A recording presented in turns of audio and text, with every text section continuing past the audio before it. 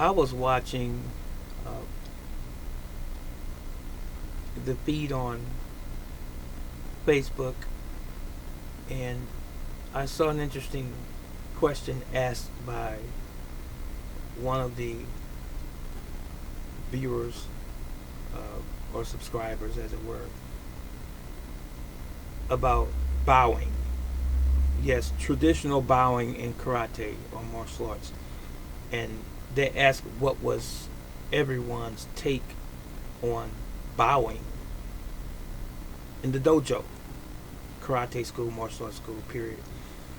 Uh, and I saw some interesting comments, uh, but not too interesting from what I have observed. One individual said that they don't place too much emphasis on bowing at all.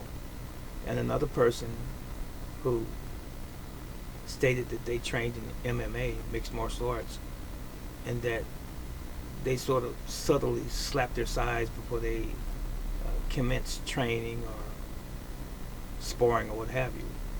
And that was about it. So, brother teacher, me, what's my take on bowing?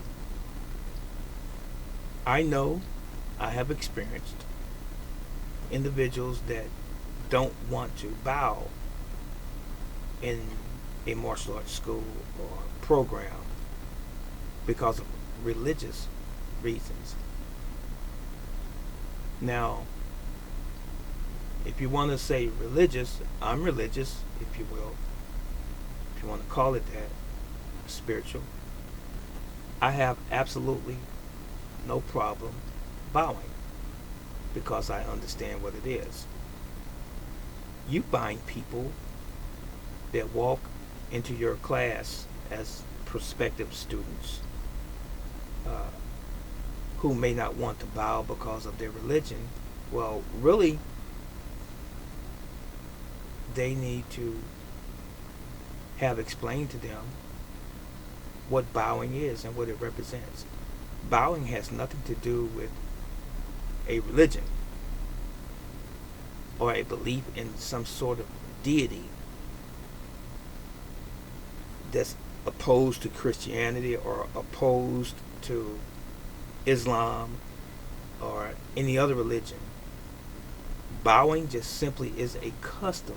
It is a tradition whereby you are showing humility and respect to the individual, or in this case, to the system of martial arts that you're studying or about to embark upon. Just simply respecting what it stands for. Because any school you study in or train in martial arts, that is, should be one of respect and dignity. That's what it's predicated on. Now, things that have happened later years or even decades or centuries that's different than that, it's not the real McCoy. Real martial arts schools, dojos, dojanes, poons, real schools, real legitimate schools, ethical teaching schools embody the spirit of respect, loyalty, humility, honor. And when you go to one of those schools, you shake hands in America, in the Western world. A bow is no different than that. You shake a hand for what reason? To show respect and courtesy. How are you doing today? A bow is the same. It's just from the eastern side of things. You follow?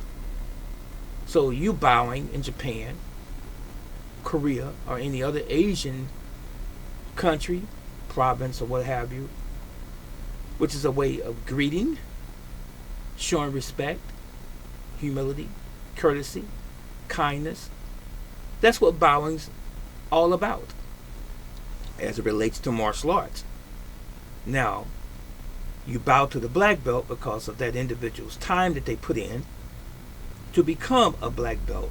All of the suffering through the training, the arduous training, if you will, and the time, the years that they put in, you're showing respect and honor to that individual for making it that far. And subsequent to that would be all of the ranks above that initial promotion to black belt, showdown, most systems or styles, and then master, grandmaster, and so forth. You're just showing respect to that person, that individual, and even that school for what it represents, as it represents and relates to honor. Nothing spooky, nothing mystical. It's just respect. Now, when I see guys, especially in the past couple decades, MMA, coming to a training facility or into a sparring match, grappling or otherwise, quickly slap their sides as if they don't care. They don't know martial arts. That's something that they're missing. Bowing is important. Because when a guy comes in, he's basically saying, when he doesn't want to bow, that is, the heck with this. They put on their pants just like I put on my pants. That's the mindset in the West, for the most part. So really, we could take a page from the Asians as it relates to martial arts when it comes to humility. Because it's something different. It's a different animal when it comes to martial arts. It's not like you hanging on the block in your community.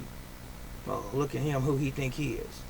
No, he is someone when he represents the thing that we call martial science, martial arts. Because he separated himself, or she separated herself from the everyday average individual, because they are on a journey to perfect themselves, to be the best version of themselves. So they should be honored, they should be revered, looked up to, because they're not trying to be the everyday average individual.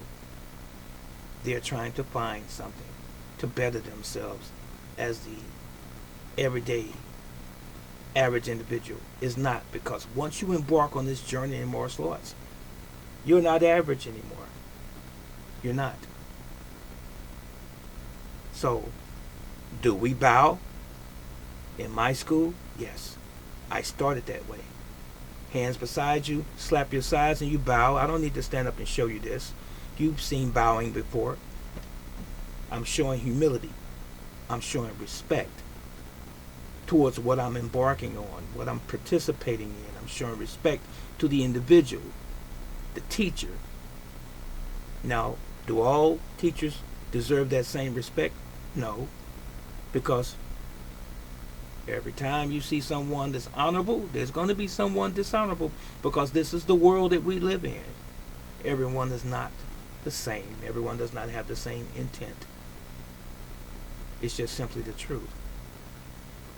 So, therefore, you must make sure that you find the proper teacher, the proper school that embodies this thing called respect and humility.